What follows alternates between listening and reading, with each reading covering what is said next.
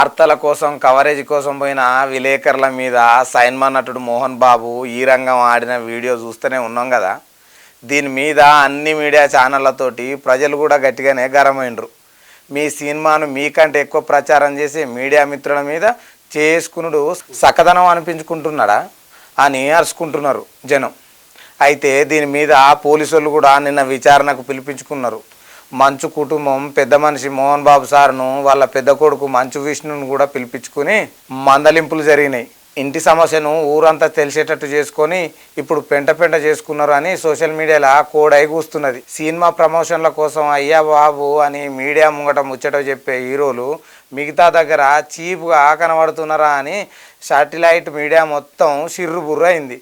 వీళ్ళ ఇంటి పంచాయతీకించి తోవదప్పిన ముచ్చట పెదరాయుడు ఫ్యామిలీని పరేషాన్ చేస్తున్నది.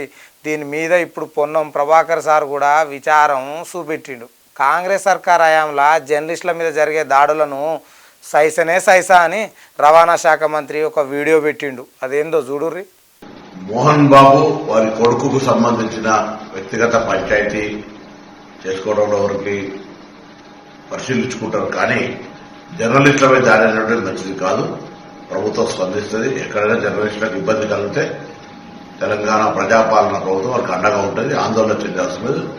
చికిత్సకు సంబంధించి జిల్లా కలెక్టర్ గారిని, అదేవిధంగా వైద్య శాఖకు సంబంధించిన అధికారులు చెప్పడం జరిగింది. ఆ రిపోర్టులకు సంబంధించిన ఆరోగ్యం ఎక్కడ కూడా ఇబ్బంది లేకుండా చూడాలని కోరుతా ఉన్నాం. అదేవిధంగా దానికి సంఘటనకు సంబంధించి విచారణ చేసి సంబంధిత వారిపై చర్యలు తీసుకోవడం జరుగుతుంది.